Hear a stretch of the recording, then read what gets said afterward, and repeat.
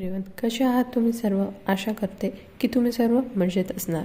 तर चला आज आपण चालू करूया आपल्या नवीन चॅप्टरला, that is definition section chapter 1, ज्यामध्ये आपल्याला डेफिनेशन आणि शॉर्ट टायटल कमेन्समेंट पाहायला भेटते. सेक्शन 1 BNSSचा काय म्हणतो? ज्या ॲक्ट जो आहे हा आता भारतीय नागरी सुरक्षा संहिता 2023 म्हणून ओळखला जाणार. आणि हा प्रोव्हिजन्स कुठे कुठे अप्लाय होणार हे तिथे सांगितलं नाही, पण कुठे नाही अप्लाय होणार ते सोडून बाकीच्या ज्या पण ठिकाणी आहे तिकडे सगळीकडे तो अप्लाय होणार. तर कुठे होणार नाही? जो चॅप्टर आहे 9वा, 11वा आणि 12वा जो आहे state of Nagaland and tribal area, तर त्या एरियामध्ये हा जो आपला BNSS आहे हा अप्लाय होणार नाही. तर ट्रायबल एरिया म्हणजे कोणता आहे तर ह्या एक्सप्लेनेशनमध्ये दिले आहे. आणि जर समजा सेंट्रल गव्हर्नमेंटला वाटलं की इथे लावला जाऊ शकतो किंवा इथे लावला नाही जाऊ शकत, तर ती पॉवर आपण सेंट्रल गव्हर्नमेंटला दिलेली आहे. त्यानंतर डेफिनेशन सेक्शन्स इथून चालू होतं, जे मोस्टली आपलं महत्त्वाचं आहे. सेक्शन 2, तर त्याचं सगळ्यात पहिली डेफिनेशन जी आहे ती 2 आहे, ऑडिओ व्हिडिओ इलेक्ट्रॉनिक मीन्स. तर ही एक इन्क्लुझिव्ह प्रकारची डेफिनेशन आहे. तर ही नवीन ॲड झालेली आहे आपल्या BNSSमध्ये. याचं कारण म्हणजे याच्यासाठी कारण की आपण आता व्हिडिओ ऑडिओ रेकॉर्ड जे पण आपण इलेक्ट्रॉनिक मीन्स आहे त्याला जास्ती आपण ॲक्सेप्टन्स दिलेला आहे. ते का बरं? कारण की आपली ट्रायल प्रोसिजर ही लवकर झाली पाहिजे. तर ऑडिओ व्हिडिओ इलेक्ट्रॉनिक मीन्समध्ये काय काय येते तर त्याच्यामध्ये कोणताही use of any communication device, कोणत्याही कम्युनिकेशन डिव्हाइसचा यूज करतो आपण कोणत्या पर्पजसाठी तर ते खाली दिलं आहे. व्हिडिओ कॉन्फरन्सिंग, त्याच्यानंतर recording of process of identification किंवा एखाद्या गोष्टीचा आपल्याला सर्च किंवा सीझर प्रोसेससाठी आपण कम्युनिकेशन डिव्हाइसचा यूज करतो. त्याच्यानंतर रेकॉर्डिंग ऑफ इव्हिडन्ससाठी, त्याच्यानंतर ट्रान्समिशन ऑफ इलेक्ट्रॉनिक कम्युनिकेशन किंवा टू सच अदर पर्पजेस. जे पण काही स्टेट गव्हर्नमेंट त्याच्या रूलमध्ये जे पण काही म्हणणार त्या सगळ्या पर्पजसाठी जे आपण यूज करू कम्युनिकेशन डिव्हाइस, तर ते येणार आहे आपल्या ऑडिओ व्हिडिओ इलेक्ट्रॉनिक रेकॉर्डमध्ये. आणि आपण याची जी पॉवर दिलेली आहे या रिगार्डिंग रूल्स बदलायचे नाही बदलायचे, ही जी पॉवर आहे ही आपण स्टेट गव्हर्नमेंटला दिली आहे. हे स्टेट गव्हर्नमेंट लक्षात ठेवण्यासाठी कारण हे आहे कारण की आपण ऑडिओ व्हिडिओ इलेक्ट्रॉनिक मीन्समध्ये स्टेट गव्हर्नमेंटला पॉवर देतो, पण तेच जस्ट डेफिनेशन जी आहे इलेक्ट्रॉनिक कम्युनिकेशन याच्यामध्ये पॉवर आपण सेंट्रल गव्हर्नमेंटला दिली आहे. त्याच्यानंतर आपली 2B म्हणजे बेलची डेफिनेशन, जे आधी पण आपल्या CRPCमध्ये इन्क्लूड होतं. तर बेल म्हणजे काय आहे? रिलीज आहे एखाद्या ॲक्यूज पर्सनचं किंवा सस्पेक्टेड पर्सनचं लॉच्या कस्टडीमधून, आणि त्याच्यावर आपण काय करतो मग कंडिशन इम्पोज करतो. तर ते कंडिशन कोण इम्पोज करणार? एक तर ऑफिसर और कोर्ट. इथे ऑफिसर का म्हटलं आहे? कारण की पोलीस ऑफिसरसुद्धा बेल देऊ शकते. म्हणून एखाद्या ऑफिसरनी किंवा कोर्टाने कंडिशन इम्पोज करून लॉच्या कस्टडीमधून एखादा पर्सन, तो पर्सन कोणता? ॲक्यूज आणि सस्पेक्टेड पर्सनचं रिलीज केलं म्हणजे बेल होतं. त्यानंतर आहे 2C बेलेबल ऑफेन्स. तर बेलेबल ऑफेन्स म्हणजे काय आहे? जे फर्स्ट शेड्यूलमध्ये दिलेले आहे तर ते सर्व ऑफेन्सेस म्हणजे बेलेबल, किंवा एखाद्या आणि अदर लॉमध्ये जर समजा ते म्हटलेले असेल की हा ऑफेन्स बेलेबल आहे तर ते बेलेबल आहे, आणि ते सगळं सोडल्यानंतर बाकी ऑफेन्सेस जे उरतात ते नॉन बेलेबल आहे. त्यानंतर section 2D that is bail bond. Bail bond म्हणजे काय असतं? हे आपण एखादं अंडरटेकिंग आहे फॉर रिलीज विथ श्युरिटी. आपल्याला एखाद्याला जर समजा ॲक्यूज पर्सनला किंवा कोणत्याही पर्सनला जर समजा रिलीज द्यायची आहे तर ते त्याच्याकडून आपण एक फॉर्मॅट भरून घेतो, तर तो म्हणजे बेल बॉन्ड. एखाद्या श्युरिटीला घेऊन आपण पर्सनचे रिलीज करतो म्हणजे बेल बॉन्ड. त्यानंतर आहे 2E म्हणजे बॉन्ड. बॉन्ड हा कसा असू शकतो? पर्सनल बॉन्ड पण असू शकतो किंवा undertaking of release without surety. Bail बॉन्डमध्ये आपण इथे श्युरिटी घेतलं आणि बॉन्डमध्ये ते विदाऊट श्युरिटी असू शकते, म्हणून बेल बॉन्ड आणि बॉन्ड हे डिफरंट आहे. बेल बॉन्डमध्ये काय आलं आपलं इथे? श्युरिटी आहे. आपण एखाद्या श्युरिटीच्या बेसिसवर ॲक्यूज पर्सनला आपण बेल देतो, म्हणजे तो म्हणजे फक्त काय असणार आहे ते बेल बॉन्ड आहे. आणि बॉन्ड म्हणजे फक्त एखादा पर्सनल बॉन्ड असू शकतो. म्हणजे फॉर एक्झाम्पल जज एखाद्या ॲक्यूज पर्सनला म्हणू शकते की इतके पैसे भर आणि बेल घेऊन घे, किंवा त्याच्याकडून एखादा श्युरिटी असला पण किंवा नसला तरी पण चालते, विदाऊट श्युरिटीसुद्धा आपण जज त्याला रिलीज करू शकतो, म्हणजे तो आहे बॉन्ड. त्यानंतर 2F चार्ज आहे. चार्जमध्ये फक्त आपल्याला एवढं सांगितलं आहे, ॲनी हेड ऑफ चार्ज किंवा मोर हेड दॅन 1. याच्यामध्ये चार्जचं एवढंच हे सांगितलं आहे. पण चार्जची जी खरी डेफिनेशन आहे ही आपल्याला कुठे CRPCमध्ये सुद्धा सांगितली नव्हती आणि BNSSमध्ये पण नव्हती सांगितली. Not define under both of the act. तर त्याचं एक आपण असं डेफिनेशन करू शकतो की चार्ज हे असं असते फॉर्मल ॲक्विजिशन आहे, writing by the court against the accused person. तर चार्ज हे आपल्याला डेफिनेशन याच्यात दिलेली नाही आहे, पण इतकेच जरी लक्षात ठेवलं तरी पण आपल्याला ते हेल्प करणार एक्झामला. त्यानंतर 2G जे आहे कॉग्निझेबल ऑफेन्स. आता कॉग्निझेबल ऑफेन्स हे तर आपण CRPCमध्ये आणि आपण at the initial stage of law तेव्हापासून कॉग्निझेबल, बेलेबल ह्या सगळ्या गोष्टी ओळखत आलो आहे. तर त्यामुळे इनडेप्थ जाणून त्यामध्ये अजून काही वेगळं आहे नाही, तरी पण आपण त्याची एकदा डेफिनेशन पाहूया. कॉग्निझेबल ऑफेन्स म्हणजे कोणत्या आहे केसेस ज्यामध्ये police officer in accordance with the first schedule or under the law time being in force arrest without warrant. Cognizable cases असे गुन्हे असतात पोलिसांना मॅजिस्ट्रेटची परमिशन नाही लागत कोणत्या ॲक्यूजला अरेस्ट करायसाठी. ते स्वतःच जाऊन तिथे इन्व्हेस्टिगेशन करू शकतात आणि विदाऊट वॉरंट समोरच्या ॲक्यूज पर्सनला अरेस्ट करू शकतात. हे का बरं आहे? कॉग्निझेबल गुन्हे हे त्या लेवलचे हार्श लेवलचे असतात, लाईक मर्डर किंवा रेप अशा जे हार्श लेवलचे गुन्हे आहे. आणि त्या गुन्ह्यामध्ये जर समजा आपण त्याला विदाऊट वॉरंट जर समजा अरेस्ट जर समजा परमिशन लागत असेल मॅजिस्ट्रेटची घ्यायला, तर तोपर्यंत त्या ॲक्यूज पर्सन पळून जाणार. त्यामुळे ह्या पॉवर पोलिसांकडे देणं तिथे गरजेचं होतं आणि अशाच याला आपण काय म्हणतो कॉग्निझेबल ऑफेन्सेस. त्यानंतर 2H जी डेफिनेशन कंप्लेंटची आहे, ही जनरली आपल्याला एक्झाममध्ये पाहायला भेटते आणि ही डेफिनेशनसुद्धा चांगली आहे. कंप्लेंट ही जनरली आपण कोणाला करतो हे लक्षात ठेवा. Complaint is only by the magistrate. आपण पोलिसांना कंप्लेंट करतो का? तर नाही, आपण पोलिसांना कंप्लेंट नसतो करत.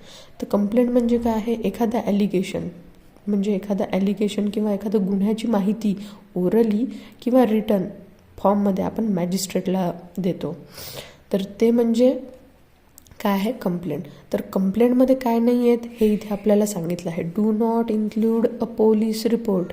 इथे पोलीस रिपोर्ट येतो का? तर नाही आहेत. पण एक्सप्लेनेशनमध्ये आपल्याला काय पाहायला भेटते? इथे कंप्लेंटमध्ये आता पहा काय लक्षात ठेवायचं डेफिनेशनमध्ये. कंप्लेंट कसं असू शकते? पहिले ओरली पण असू शकते, रिटर्न पण असू शकते आणि ते आपण मॅजिस्ट्रेटला देतो. आणि तिसरं महत्त्वाचं म्हणजे त्याच्यात पोलीस रिपोर्ट येतो का? तर कंप्लेंटमध्ये पोलीस रिपोर्ट येत नाही, पण एक्सप्लेनेशनमध्ये दिलं आहे. जर समजा पोलीस ऑफिसरनी एखादा इन्व्हेस्टिगेशन केलं आणि त्याच्यानंतर तिथे डिस्क्लोज झालं की अरे हा ऑफेन्स तर नॉन कॉग्निझेबल होता, तर त्या गोष्टीला आता मग काय म्हटलं जाणार? तिथे आपण त्या गोष्टीला असं कंप्लेंट म्हणून म्हटलं जाणार, पोलीस रिपोर्ट नाही म्हणू आपण तिथे त्याला. कारण की ते नॉन कॉग्निझेबल गुन्हे असल्यामुळे पोलिसांना इन्व्हेस्टिगेशनमध्ये वाटलं असणार की हा कॉग्निझेबल आहे, पण नंतर सर्चमध्ये समजलं की हा नॉन कॉग्निझेबल आहे, तर त्याला आपण पोलीस रिपोर्ट नाही म्हणणार, त्याला आपण कंप्लेंट म्हणू. त्यानंतर 2I ही जी डेफिनेशन आहे इलेक्ट्रॉनिक कम्युनिकेशनची, तर ही न्यूली ॲडेड झालेली आहे. तर त्याचं काय म्हटलेलं आहे? Communication of any written, verbal, pictorial information कोणत्याही प्रकारची और व्हिडिओ कंटेंट किंवा ट्रान्समिट झाली आहे किंवा ट्रान्सफर झाली आहे, तर कुठून कुठपर्यंत? एका पर्सनपासून तर दुसऱ्यापर्यंत, किंवा एका डिव्हाइसपासून दुसऱ्या डिव्हाइसला, किंवा पर्सन टू डिव्हाइसला, नाहीतर डिव्हाइस टू पर्सनला. अशी पण एखादी इन्फॉर्मेशन ट्रान्सफर होत आहे आणि कशाच्या इन्क्लुडिंग होत आहे ती information transfer? Including telephone, mobile phone, wireless telecommunication device और electronic form specialise by notification by central government. तर कोणतं डिव्हाइस बाय इलेक्ट्रॉनिक कम्युनिकेशन म्हणून ओळखलं जाईल, तर या रिगार्डिंगचे जे रूल आहे हे सेंट्रल गव्हर्नमेंट आपल्याला नंतर सांगू शकते. आता जसं आपण मोबाईल आहे किंवा आपण फोटो काढण्याचा जो कॅमेरा आहे ह्या जनरली आपण यूजमध्ये करतो, पण जर समजा फ्युचरमध्ये अजून काही अशाच प्रकारचे डिव्हाइस जर समजा झाले इम्प्लिमेंट झाले तर सेंट्रल गव्हर्नमेंट त्यांनासुद्धा as a electronic communication device म्हणून ओळख देऊ शकते. त्यानंतरची डेफिनेशन आहे 2J, दॅट इज हायकोर्ट. हायकोर्टची डेफिनेशन ही इतकी काही इथे महत्त्वाची नाही आहे CRPC, तरी पण एक ॲज अ ओव्हरव्ह्यू म्हणून आपण त्याला पाहू शकतो. हे रिलेशन आहे relation to any state, high court for that state, किंवा relation to union territory to which jurisdiction of high court for a state has been extended by law that high court.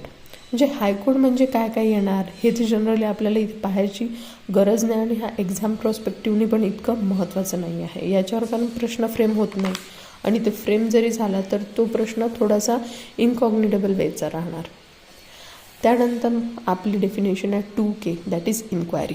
Inquiry हे कसे असते, जनरली इन्क्वायरी बाय मॅजिस्ट्रेट करतो. Inquiry कोण करतं, magistrate. बस त्याच्यात एवढंच आहे. आणि ज्याच्यामध्ये ट्रायल येत नाही, म्हणजे जी ट्रायल नाही आहे तर ती काय आहे, ती इन्क्वायरी आहे. त्यानंतरची डेफिनेशन आहे 2L, that is investigation.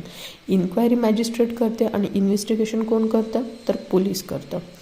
2L दिलं आहे इन्व्हेस्टिगेशन. ठीक आहे, ही पण एक इन्क्लुझिव्ह प्रकारची डेफिनेशन आहे. तर इन्व्हेस्टिगेशनमध्ये काय येतं, ऑल द प्रोसिडिंग अंडर दिस संहिता, collection of evidence conducted by police officer और बाय एनी अदर पर्सन.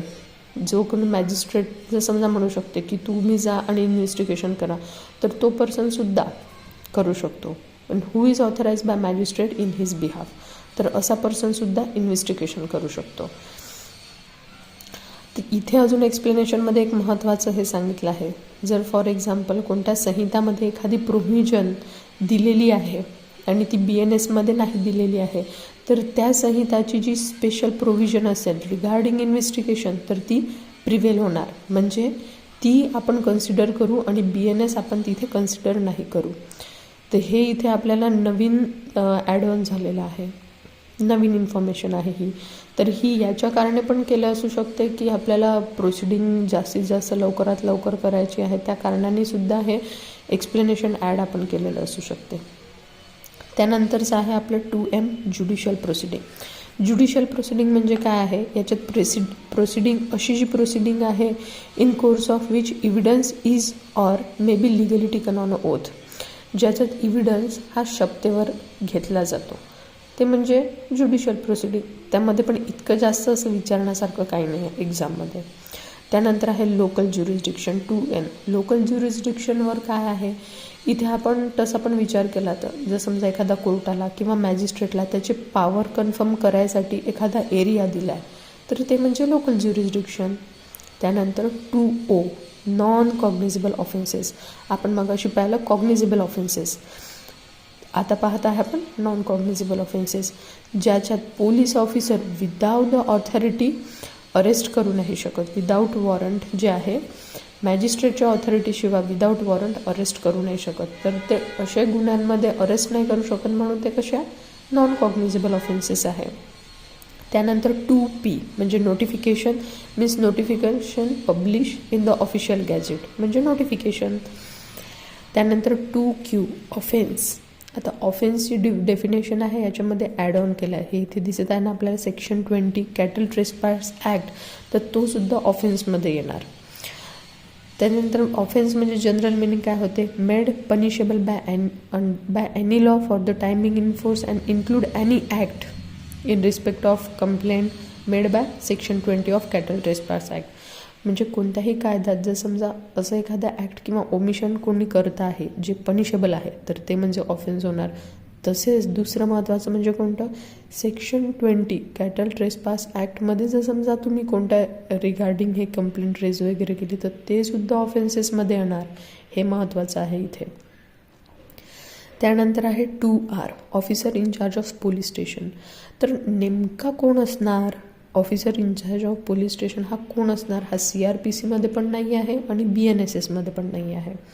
तर तो आपल्याला डेफिनेशन नाही केलं, पण जर समजा एवढंच म्हटलं आहे याच्यात की जर समजा officer in charge of police station नसणार, तर त्याच्यात SHO लेवलपेक्षा वरचा माणूस जो पण असणार, म्हणजे स्टेशन हाऊसचा जर समजा हे ऑफिसर अब्सेंट आहे, तर त्याच्याऐवजी जो पण कॉन्स्टेबलच्या अबावच्या रँकचा व्यक्ती आहे किंवा स्टेट गव्हर्नमेंट एखाद्याला जर समजा म्हणता आहे तर तो पर्सन, तो म्हणजे SHO म्हणू आपण SHO म्हणजे स्टेशन हाऊस ऑफिसर ज्याला म्हणतो आपण, म्हणजे ते येणार आपल्याला ऑफिसर इन चार्ज ऑफ पोलीसमध्ये.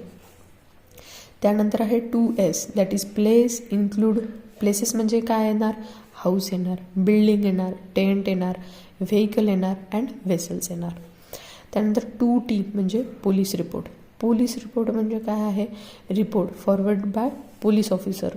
जेव्हा पण एखादा आता इन्व्हेस्टिगेशन होतं किंवा काही पण असलं आणि तो रिपोर्ट एखादा पोलीस ऑफिसर जेव्हा कोर्टात पाठवतं तर तो म्हणजे पोलीस रिपोर्ट येतो अंडर सेक्शन 193. आधी तो होता 173 वाला, आता तर सेक्शन 193 खाली देतो आपण पोलीस रिपोर्ट, हे लक्षात ठेवायचं.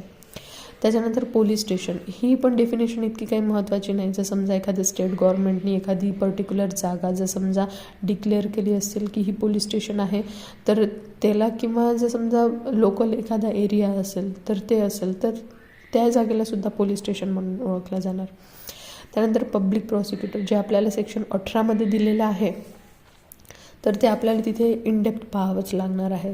तर त्याच्यात असा एखादा पर्सन इन्क्लूड होतं, person acting under direction of public prosecutor असा पण जो असतो तर तो सुद्धा पण पब्लिक प्रॉसिक्युटर आहे, हे आपण महत्त्वाचं आहे इथे. तर त्यालासुद्धा पण आपण पब्लिक प्रॉसिक्युटरच समजला जाणार. त्याच्यानंतर सब डिव्हिजन म्हणजे sub division of a district. Summons case, आता हे महत्त्वाचं आहे आपलं, समन केस, वॉरंट केस. आता समन केस म्हणजे काय आहे, जीव केस, वॉरंट केस नसणार, तर ती म्हणजे समन केस. तर त्याच्यामुळे आपल्याला पाहायचं आहे वॉरंट केस. वॉरंट केस म्हणजे एखादा असा ऑफेन्स ज्याची पनिशमेंट जी आहे काय आहे, ती डेथ आहे किंवा इम्प्रिजमेंट फॉर लाईफ आहे किंवा इम्प्रिजमेंट ज्याची पनिशमेंट 2 वर्षापेक्षा जास्त आहे, तर ते म्हणजे आहे वॉरंट केस. तर ते दिलं आहे आपल्याला 2Z. आपल्याला इथे जसे सब क्लॉज पण आहे ते लक्षात ठेवायचं आहे 2Z. त्याच्यानंतर 2Y व्हिक्टीम दिला आहे. आता एखाद्या पर्सनच्या ॲक्टमुळे जर समजा कोणत्याही पर्सनला ॲनी पर्सन सफर करत आहे, एखादं त्याला लॉस होत आहे किंवा इंजुरी होत आहे कोणाच्या ॲक्ट किंवा ओमिशनमुळे ॲक्यूज पर्सनच्या, तर त्याला आपण व्हिक्टीम म्हणणार. आणि व्हिक्टीममध्ये एवढंच नाही आहेत, व्हिक्टीममध्ये काय काय इन्क्लूड होतं, गार्डियन पण होतात आणि लिगल हेअरसुद्धा त्या व्हिक्टीमचे इन्क्लूड केले आहे आपण. कारण की यामध्ये आपण व्हिक्टीम कंपन्सेशन ॲक्टच्या अंतर्गत जेव्हा पण आपल्या व्हिक्टीमला काही न्याय देतो, त्याच्याशी झालेल्या ज्या पण काही लॉसेस आहेत त्या आपण अमाऊंटद्वारा भरतो, तर ते जर समजा व्हिक्टीम नसला तर त्याच्या गार्डियनला आणि त्याच्या लिगल हेअरला सुद्धा भेटावे. म्हणून आपण गार्डियन आणि लिगल हेअर जे आहे हे व्हिक्टीमचे ते 2Y इन्क्लूड केलेलं आहे. त्याच्यानंतर जो सांगितला आहे आपला वर्ड किंवा एक्सप्रेशन जे आपल्याला इथे डिफाईन नाही केलं आहे IT ॲक्टमध्ये किंवा भारतीय न्याय संहितेमध्ये, तर जे दुसऱ्या ॲक्टमध्ये ते म्हटलेले असेल त्या वर्डचं मिनिंग त्याचनुसार त्या ॲक्टच्यानुसार होणार असं म्हटलं आहे. त्यानंतर हेच आहे कन्स्ट्रक्शन ऑफ रेफरन्स जे आहे, जे ज्युडिशियल मॅजिस्ट्रेट फर्स्ट क्लास त्याला आपण त्याच नावाने ओळखू वगैरे वगैरे. त्याच्यानंतर ट्रायल ऑफ ऑफेन्स अंडर भारतीय न्याय संहिता, म्हणजे आतापर्यंतचं जे झालं आहे ट्रायल ते CRPCने चालणार आणि आता जे काही ट्रायल चालणार आहे तर ती ट्रायल ही BNSSनुसार चालणार. तर अशा वेळी आपण जो डेफिनेशन क्लॉज आहे हा आपण कंप्लीट केला आहे. आता नेक्स्ट लेक्चरमध्ये आपण बघूया chapter 2 that is constitution of criminal code and it's offices. Thank you.